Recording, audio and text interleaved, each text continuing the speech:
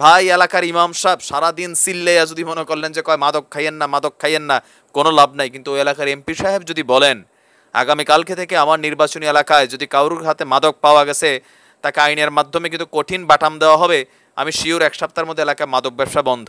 কিন্তু সারা এলাকার মসজিদ সব মুয়াজ্জিন ইমাম তালেবুল আলেম সবাই বসেও যদি নফসুমার মতো জফে, কোনো লাভ হবে না। কারণ যাদের হাতে দায়িত্ব, যারা কথা বললে কাজ হবে, তারা যদি কথা না বলে আমরা কথা বলি, আসলে সেটাতে ওই রকম ফায়দা নেই।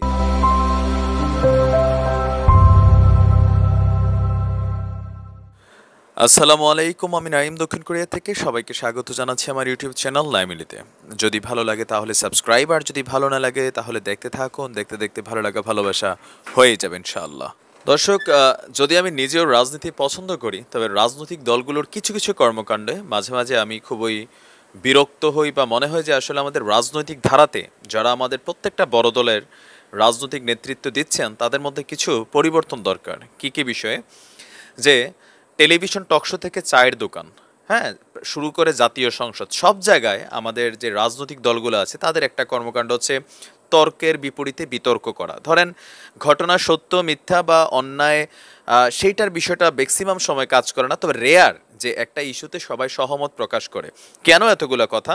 উইথ ডিউ রেসপেক্ট, আমাদের বাংলাদেশের জাতীয় পার্লামেন্ট বা সেখানে পার্লামেন্টেরিয়ান যারা আছেন সবার প্রতি শ্রদ্ধা এবং ভালোবাসা রেখে সাধারণ জনগণের পক্ষ থেকে একটা কথা আজকে আমি আপনাদের উদ্দেশ্যে বলতে চাই। সেটা হচ্ছে যে কিছু কিছু ইস্যু আছে সেইখানে অন্তত আপনারা মানে কার দোষ, কে কখন করছে, ওই হ্যাঁ করছে কেন, এখন কেন করবে না, হ্যাঁ শুরু করছে, ভাই এগুলো আসলে হয় কি, সাধারণ মানুষ আপনাদেরকে ভোট দিয়ে সংসদে পাঠায়। যখন যেটা ভাবেন, স্বাধীনতার পর থেকে আমরা এগুলো দেখতেছি যে ইস্যু কোনটা সেটা জরুরি না, এটাতে মানে কাউন্টার করতে হবে। কেন এতগুলো কথা? যে ওসি প্রদীপ দাস, আমার মনে হয় যে তিনি একটা জাতীয় ইস্যু। ওসি প্রদীপ দাস কোনো দলীয় ইস্যু না বা কোনো বিভাগীয় বাহিনীর ইস্যু না, সে একটা জাতীয় ইস্যু। তার মতন পুলিশ কর্মকর্তার কারণে একটা বাহিনী বদনাম হয়ে গেছে। তো আমি আজকে কারো নাম বলবো না, আপনাদেরকে তিনজন মানুষের বক্তব্য শোনাবো, তিনজনই পরিচিত মুখ, আপনারা দেখে নেবেন। আর ওই যে সিদ্ধান্তের বিষয়ে, কমেন্টের বিষয়ে অবশ্যই সম্মান করে লিখবেন যে কার কি কমেন্ট করা উচিত। তো প্রথমে একজন মহিলা আইনজীবী, তিনি আপনার বিএনপি দলের সম্ভবত তিনি আপনার একজন ব্যারিস্টার, তার বক্তব্যটা ওসি প্রদীপের উপরে আমরা সামান্য শুনে আসি। এবং এই যে টেকনাফের কুখ্যাত ওসি প্রদীপ, তিনি 2019 সালে পুলিশের সর্বোচ্চ পদক বিপিএম পাবার ক্ষেত্রে যে 6টি ঘটনার উল্লেখ করা হয় তার প্রত্যেকটি বিচার বহির্ভূত হত্যাকাণ্ড।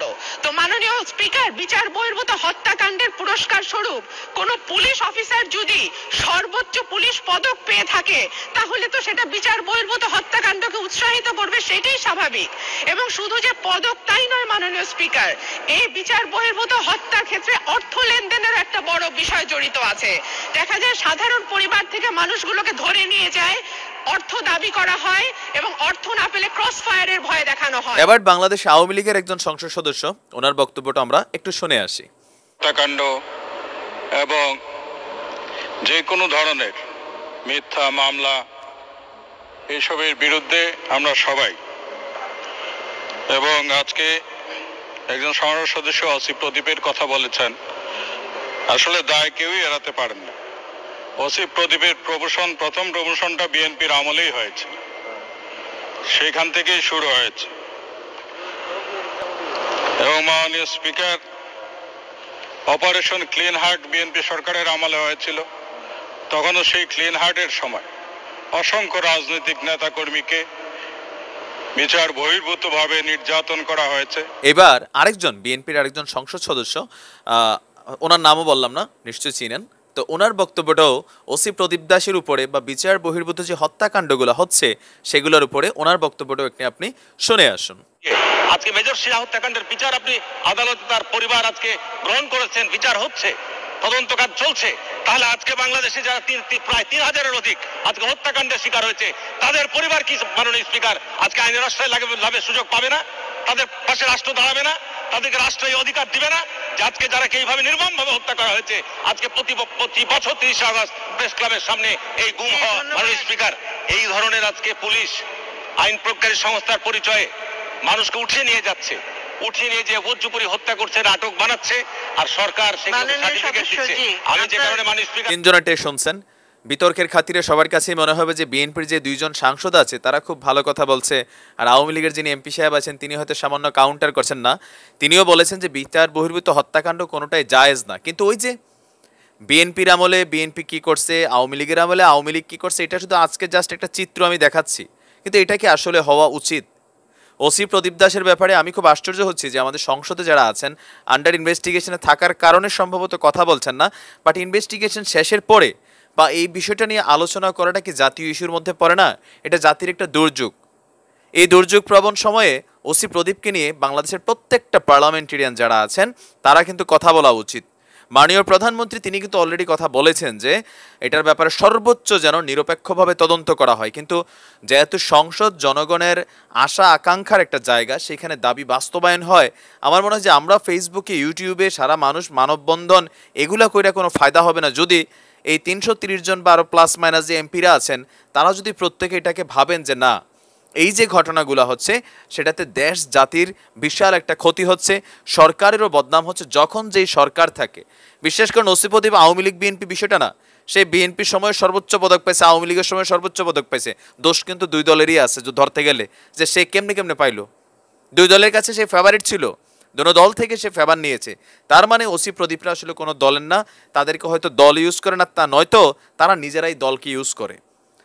যেটাই হোক, ঘটনার রেজাল্ট ওসি প্রদীপ দাসের বিরুদ্ধে যারা মাননীয় সংসদ সদস্য আছেন আপনাদের একটা কথা, তো আমি বিশ্বাস করি আমাদের রাজনৈতিক দলগুলোর নানান জায়গায় উন্নয়ন নিয়ে কোন সরকার কী করছে সেগুলো টকশুতে আনেন, কোনো সমস্যা নাই, কিন্তু যেগুলো জাতীয় ইস্যু এগুলাতে অন্তত ডিভাইডেশনে যায় না বস, না গিয়ে আপনারা ইনশাল্লাহ এটার ব্যাপারে সম্মিলিত একটা প্রচেষ্টায় কাজ করুন। এটা সরকারের জন্য সব ভালো হবে। আর বিএনপি যখন ক্ষমতায় আসবেন আপনারা এগুলো মাথায় রেখেন। অনেক সময় আছে বিরোধী দলের সিটের কারণে অনেক কথা বিরোধী দলে থাকলে বলে, সরকারে গেলে আবার এগুলো বলে না।